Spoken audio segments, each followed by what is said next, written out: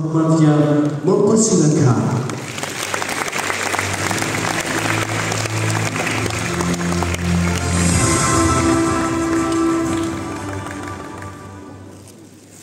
Bismillahirrahmanirrahim. Assalamualaikum warahmatullahi wabarakatuh. Alhamdulillahi rabbil alamin wa bihi nasta'in wal 'aqibatu lil muttaqin wa la 'udwana illa 'alal zalimin. Terima kasih kepada pengacara majlis yang dihormati, Yang Berhormat ahli-ahli Majlis Mesyuarat Kerajaan Negeri, yang dihormati ahli-ahli Lembaga Pemegang Amanah Yayasan Terengganu, Yang Berusaha Pengarah Yayasan Terengganu, Yang Bahagia Datuk Haji Muhammad Kahar, Datuk Haji Abdul Kahar bin Abdul Latif, Pengarah Pejabat Pembangunan Persekutuan Negeri Terengganu, pegawai-pegawai Yayasan Terengganu, pegawai-pegawai pendidikan daerah, para pengetua yang diraikan semua penerima anugerah serta hadiah kecemerlangan SPM, STPM dan STAM, seterusnya para ibu bapa yang dihormati sekalian. Hari ini walaupun saya masih lagi demam, tapi saya masih akan bercakap dengan kadar yang lebih lama daripada ucapan biasa saya di tempat-tempat lain. Alhamdulillah, kita dapat bersama-sama pada hari ini bagi meraihkan penghargaan dalam program yang sudah tentu sangat besar arti dan kesannya kepada semua penerima, kepada ibu bapa dan kepada negeri Terengganu. Kita ada Majlis Anugerah Pingat Emas Yayasan Terengganu kali yang ke-44. Kita ada hadiah kecemerlangan SPM, STPM dan STAM, dan kita juga ada anugerah sarjana bagi tahun 2020. Alhamdulillah, secara keseluruhannya negeri Terengganu kita telah mencatatkan keputusan yang cemerlang dalam pelbagai peperiksaan dalam negara kita. Keputusannya sangat signifikan, setiap tahun meningkat. Tahniah kepada semua pihak.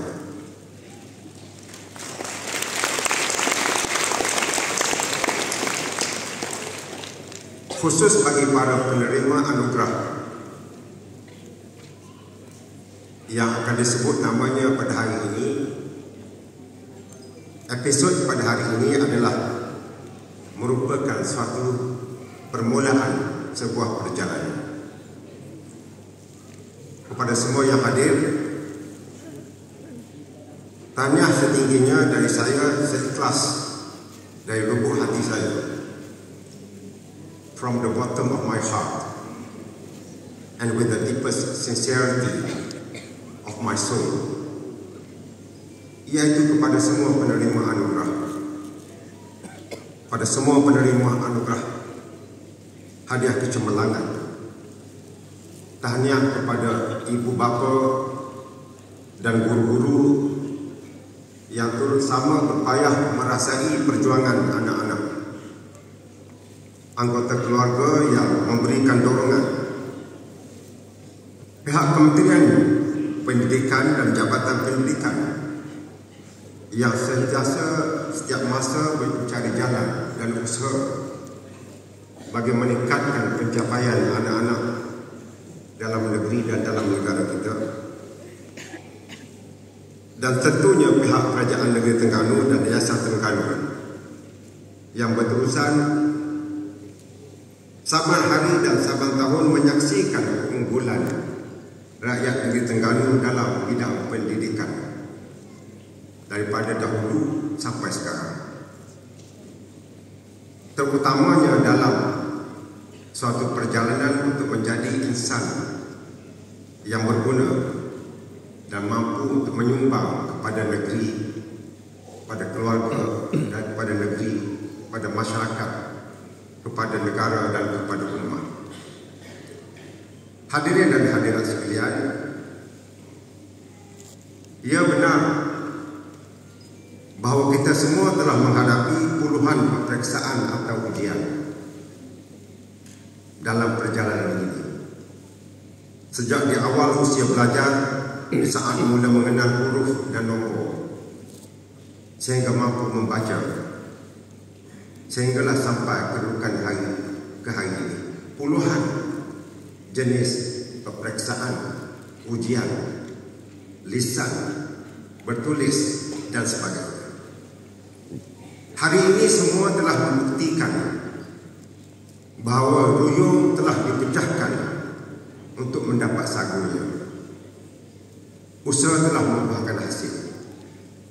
Seperti juga kata kiasan, pengayuh sayang dibasahkan, sampan tidak akan sampai ke seberang. Ruyung yang dipecahkan di zaman persekolahan tentunya tidak sama dengan ruyung yang mesti dipecahkan di alam baharu selepas daripada ini kepada semua anak-anak sekalian, iaitu alam mengajar tinggi yang masih luas terbentang di hadapan masing-masing. Di sekolah, semua kita sedia maklum, kita ada rakan taulan yang sama belajar. Ada guru yang mampu kita panggil dengan pelbagai nama. Ada kita panggil cikgu, ada kita panggil teacher, ada kita panggil sir, ada kita panggil ustaz, ustazah. Dan ada setengah tu panggil cikgu dia dengan nama ibu, ada mama, ada macam-macam. Tetapi selepas daripada ini, semua anak-anak yang berhijrah ke alam baru di medan pengajian tinggi akan berdepan di masa suara yang jauh berbeza. Di sekolah anda semua berdepan dengan suasana yang sangat suportif, seperti bahan periksaan yang bertimbun-timbun, buku yang tersusun di hadapan mata sama ada di rumah ataupun di sekolah, dan masa pula telah disusun rapi oleh guru-guru, oleh sekolah, oleh ibu ayah, mak bapak kita sekalian. Hakikatnya ialah pada zaman kita bersekolah ini, kepada anak-anak kita semua, untuk memecahkan ruyung itu ada yang mengajar kita, membantu dan turut bersama dengan kita untuk memecahkan ruyung. Dan ada pula yang mengajar kita bagaimana untuk menikmati atau mengambil sagu ini untuk digunakan atau untuk dimakan. Proses daripada awal sampai akhir memecahkan ruyung untuk dapatkan sagu ini dibantu secara bersama oleh semua pihak, kiri dan kanan, atas dan bawah. Di sana ada pula yang membantu dan membawa kayu yang siap sebagai pendayung di sampan. Tinggal hanya kita naik sampan dan menggunakan tenaga muda untuk mendayungnya. Ini bagi obat lepas, itu telah berlalu. Apa yang ada sekarang ini ialah kita nak duduk dan kita lihat di hadapan kita. Ini bukan kepada mak ayah, ini kepada anak-anak, pada pelajar yang meneruskan perjuangan mereka. Bermula daripada hari semalam, minggu lalu dan bulan kemarin, semua yang ada yang sama seperti di alam sekolah tidak lagi ada di hadapan mata semua. Ruyung mesti dicari sendiri untuk dipecahkan. Mencari ruyung pula untuk mendapat sagu tentunya tidak mudah. Apatah lagi bagaimana nak memakannya, yang memerlukan kemahuan dan cara setiap di antara kita yang meneruskan perjuangan ini. Hadirin dan hadirat sekalian, terutama di kalangan para pelajar-pelajar,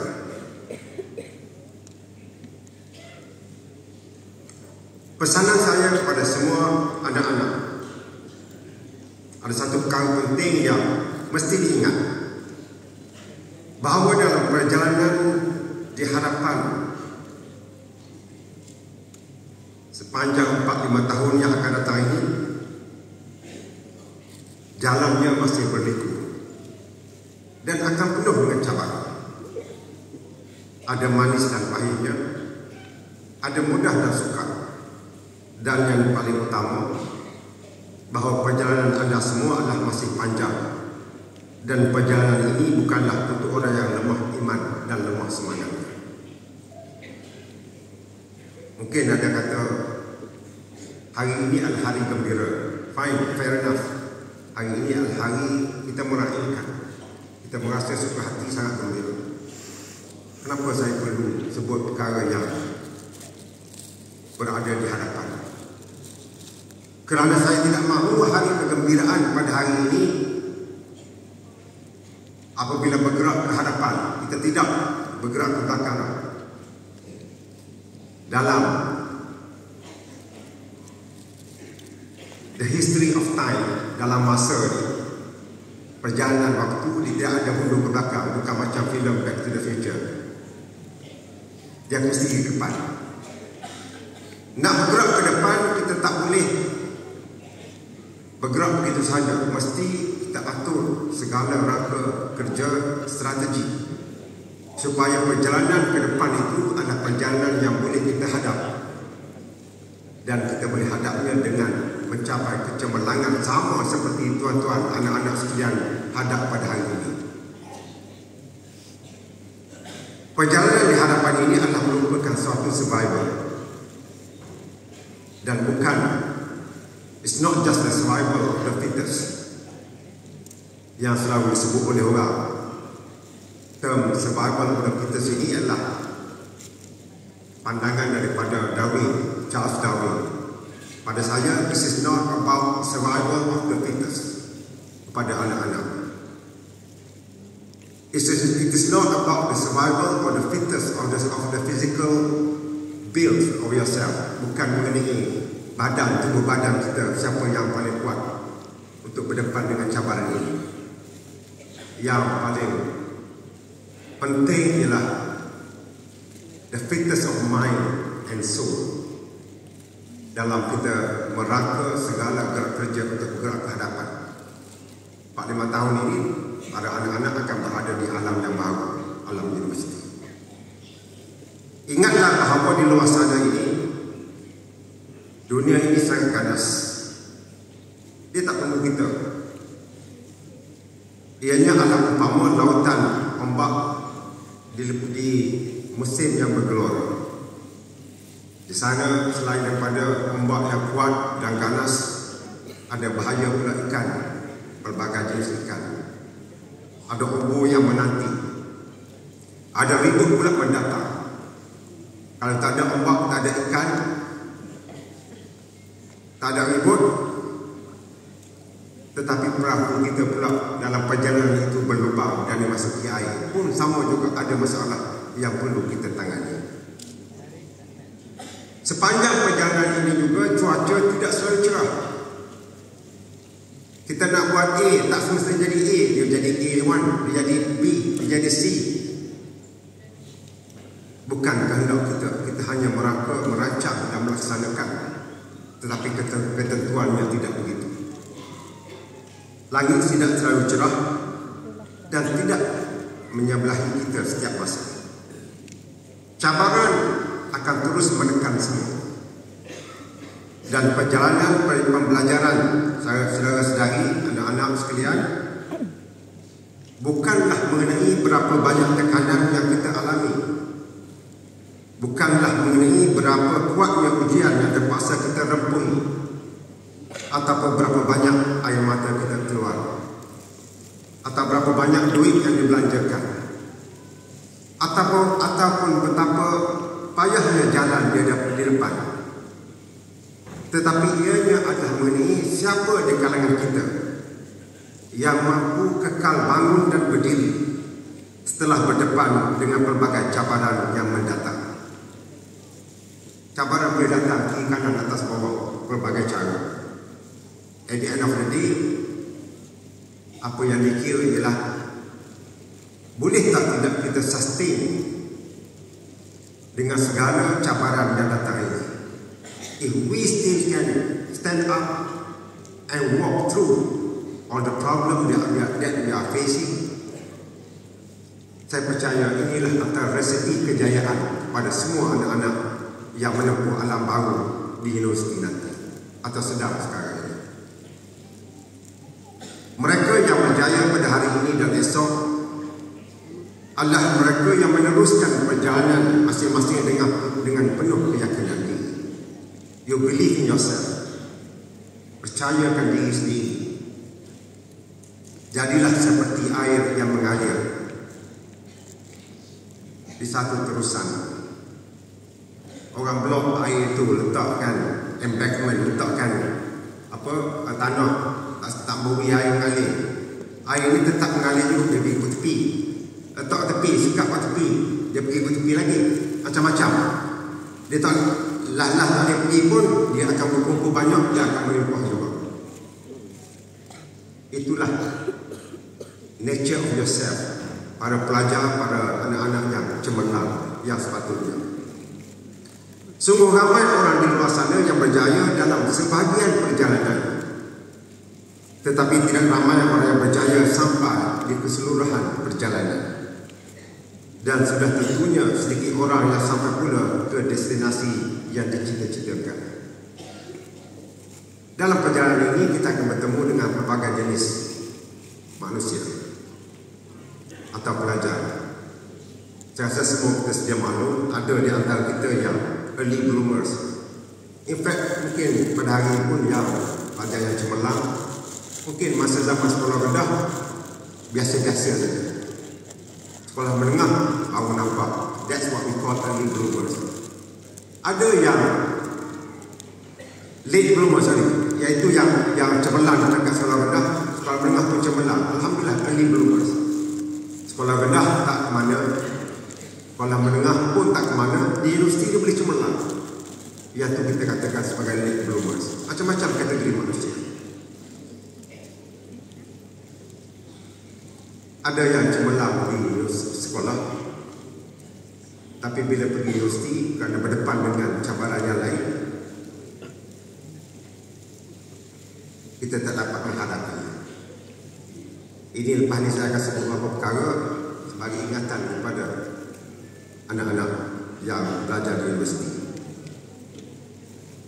Ada yang daripada sekolah rendah, sekolah menengah, masuk universiti tak cemerlang, tapi bila dia pergi postgraduate, dia buat masters, dia buat PhD, they learn from their past and their mistakes.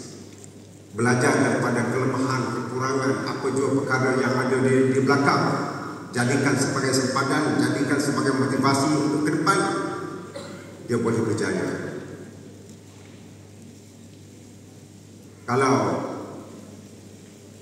siapa yang rajin tengok The Teaching of Mathematics oleh salah seorang yang paling hebat dalam matematik yang ada atas dunia sekarang ini, ialah satu young professor, kata silap saya, di California Institute of Technology, Caltech, ataupun di UCLA, tak ingat saya.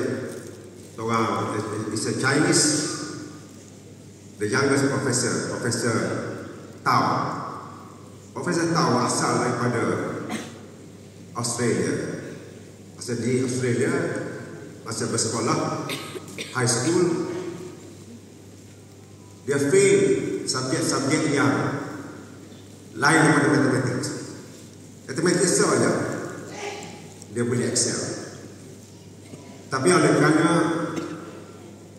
he believed in himself, dan the parent, keluarga dia, persekitarannya percaya pada diri dia fokus pada matematik sahaja, sehingga menjadi one of the top 5, salah seorang di antara top 5 mathematician yang ada atas dunia pada waktu ini, Profesor Tao.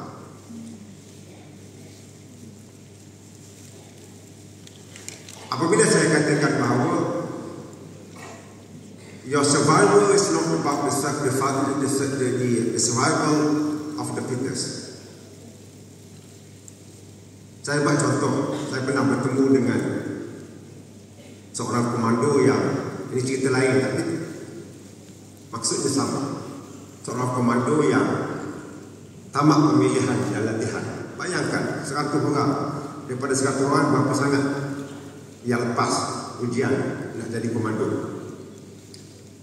Saya tengok kepada kawan ni, komando. Bila sebut komando dalam kepala masing-masing teringat Arnold Schwarzenegger, komando badan sasa, ataupun Sylvester Stallone dalam Rambo, badan kamain hebat, orang Terengganu kata-kata. Saya jumpa dengan Mamat ni, seorang komando yang baru terpilih lepas ujian. Kurus je orang.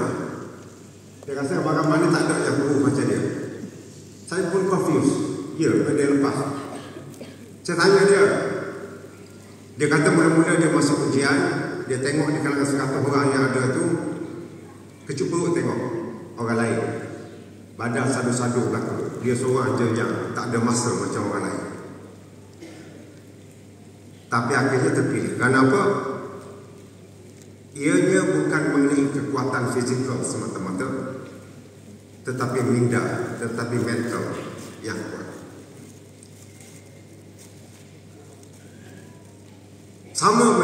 Sama dengan anak-anak yang belajar di universiti. Mungkin kita rasa kita mampu berdepan dengan cabaran, tetapi akhirnya kekuatan mental perlu kuat. Barulah kita boleh berdepan dengan apa jua cabaran yang mendatang. Dalam masa yang sama ini, tadi mesej kepada anak-anak sekalian. Ada juga mesej kepada rakan-rakan yang lain yang tak dapat bersama dengan tenaga saudara pada hari ini. Termasuklah juga kepada mereka yang tak berjaya mendapat apa-apa A pun dalam SPM, STPM dan STAM. Tentulah ramai. Episod tidak berjaya, ada mesej pada mereka di luar sana. Episod tidak berjaya untuk mendapat apa-apa A ataupun apa yang diimpikan, apa yang tak dapat target sekalipun, ianya bukan suatu pengakhiran dalam perjalanan. Sekiranya kita terjatuh dan cedera, jangan sekali-kali terdetik.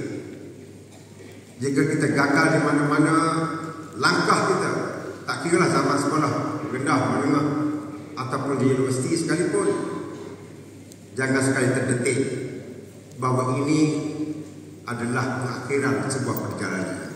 This is the end of me. No. No way. Jangan terdetik demikian.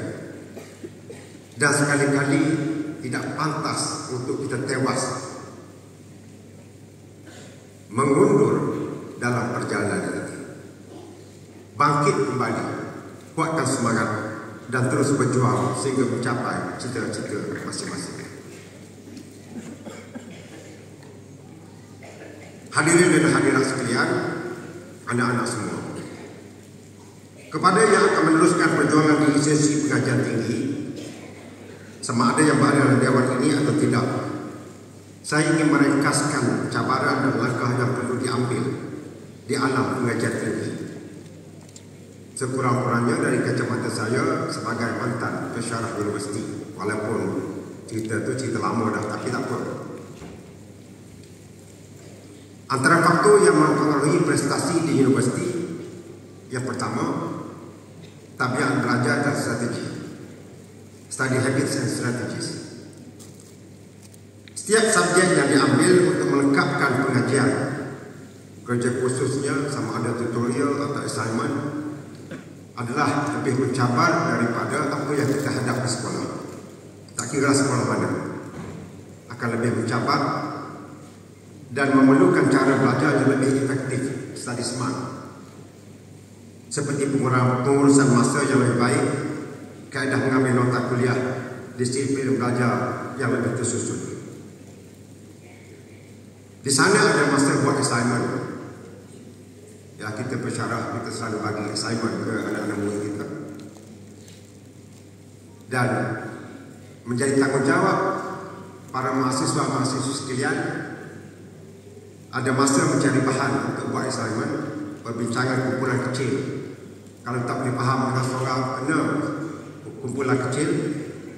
Dan ada ketika, and this is very important, ada ketikanya para anak-anak jika berdepan dengan apa jua kecelaruan pertimbangan ataupun ketidakfahaman dalam pembelajaran, jangan malu untuk bertemu dengan pesyarah untuk mendapatkan panduan dan penjelasan. Walaupun ada orang panggil pesyarah dia mama ke ibu ke macam di sekolah lagi lah, but they are still human. Tanggungjawab masih lagi mendidik. Jumpa dengan pesyarah, walaupun soalan itu mungkin soalan yang agak mudah, tak apa. Termasuklah cara untuk menyiapkan assignment, the way forward for your writing, for example. Contohnya, jumpa pesyarah kalau tak faham, jangan malu-malu. Dan semasa belajar di universiti jugalah perlu masa untuk membaca bacaan santai yang perlu diamalkan untuk menarik minat positif terhadap subjek. Subjek ini subjek baru, subjek yang para saudara-saudari tak pernah jumpa di alam persekolahan. Dan dari masa ke semasa, oleh kerana sistem pembelajaran di universiti, dia akan melakukan penambahbaikan. The main syllabus is still there, tapi dari segi bahan-bahannya akan melakukan penambahbaikan. Kalau orang dalam bidang science and technology, because the advancement of science and technology is running so fast, maka berlaku benda-benda baru semua. Jadi inilah bagi pelajar juga harus cope up dengan latest development. Yang kedua ialah suasana pembelajaran yang berbeza antara sekolah dan universiti. The learning environment. Belajar di sekolah, kita ada berapa orang di sekolah? 30 orang, 25 orang. Nasib baik sini. Kalau di Selangor, tuan-tuan yang ada anak-anak sekolah di Selangor, dia tahulah sampai 40 orang satu kelas di sebelah Pantai Barat. Di universiti ada dalam kuliah yang kecil, quite a standard lecture hall, 50 orang. Dan ada yang big lecture hall, 500 orang.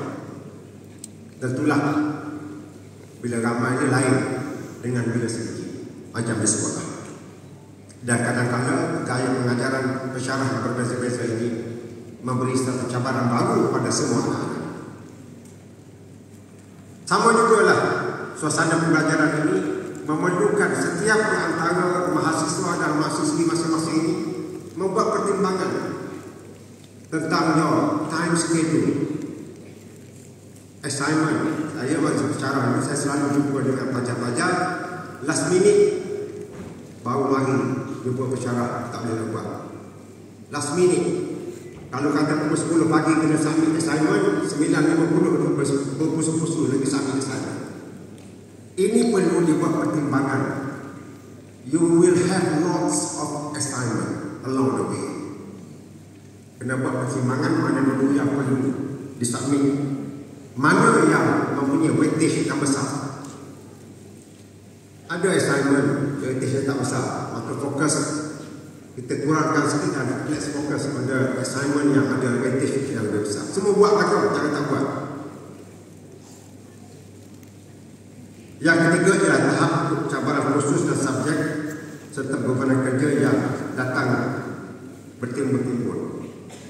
You're going to face it.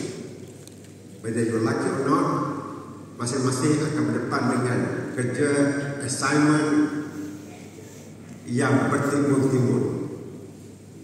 And this is where you have to manage your time and strategize.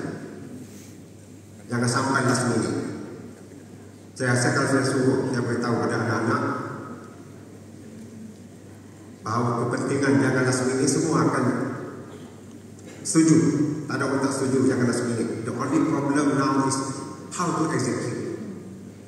Yang inilah yang memerlukan kepercayaan kepada diri sendiri, ketahanan mental to execute things yang ada di hadapan. Ada juga kadang-kadang dalam cabaran subjek ini, kita dengar senior-senior, dia ada bad and good, positif dan negatif. Kalau berjumpa dengan senior, tentulah tanya senior macam mana subjek ni, cara belajar macam mana. Senior akan bagi pandangan. Ada pandangan yang bagus yang boleh kita ikut. Ada juga pandangan yang kadang-kadang menyusahkan. Contoh, saya ingat lagi masa Sarah saya mengajar dulu, and the two subject yang popular yang saya mengajar dulu ialah thermodynamics and fluid mechanics. Dua subjek yang berbeza. Satu thermodynamics, satu fluid mechanics. Kalau tanya generasi yang dulu, bila jumpa dengan senior, ambil persuaba, dia kata ada satu subjek thermodynamics. Senior mesti akan kata itu killer subjek. Macam zaman lalu lah, nak belajar apa, ambil killer subjek. Kita pun masuk dalam 5%, 10% dalam kepala, susah tunggu lah. B thermodynamic ataupun fluid mechanics, atau macam saya ada satu saya mengajar lagi advanced aerodynamics yang berkait dengan aero.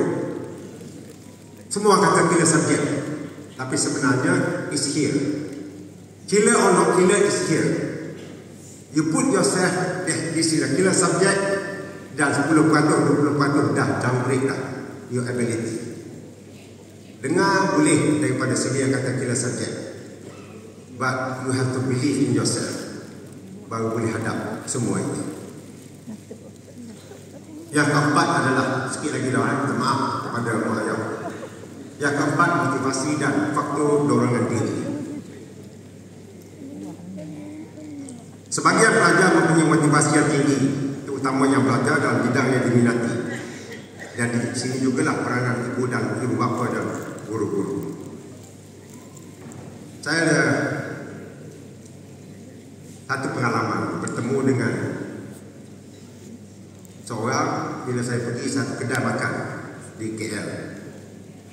Quite a good restaurant. Lepas tu yang mari serve saya tu kebetulan dia tengok saya, dia kenal, dia datang sendiri, dia punya the manager of the restaurant. Dia bagi kad. Dia bagi kad kepada saya dan dia tunjuk. Saya tengok, saya baca kad dia tu, nama dia, dan ada, biasalah orang sekarang letak degree belakang kan, ada letak PhD, BA. Dia tulis MD, medical degree.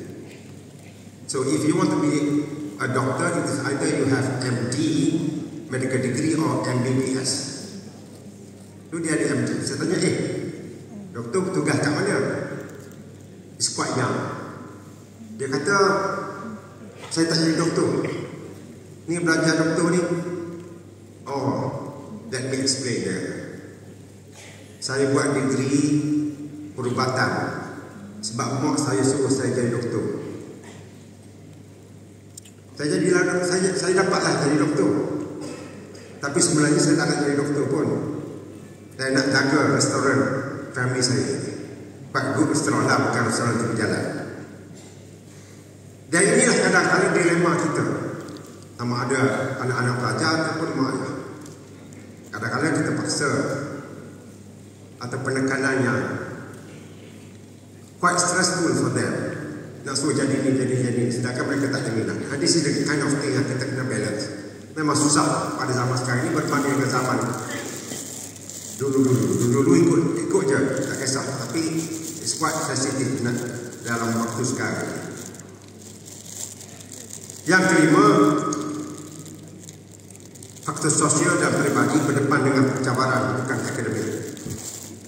Kehidupan yang di universiti dan di sekolah tentulah berbeza dengan ada perbezaannya.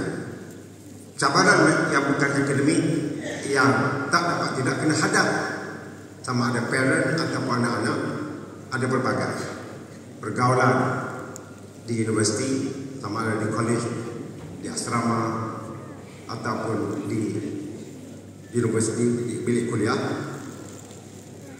Perasaan anak-anak ni, bila dah umur dah jadi 21, 22, 23, 24, nak habis dah, next year nak habis, masing-masing pasang angan-angan mereka dah. minat awani, hati dan perasaan, how to deal with that, especially parents and anak-anak.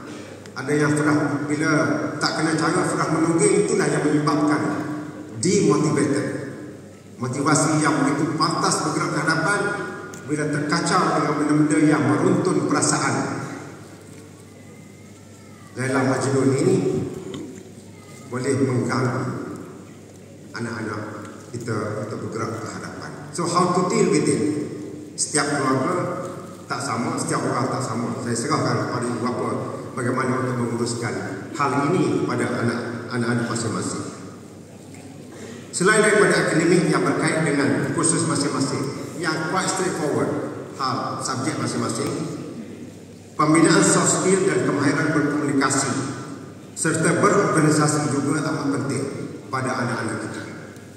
Terlibatlah dalam persatuan atau kelab yang diminati, seperti kelab-kelab sukan, anak-anak negeri dan sebagainya.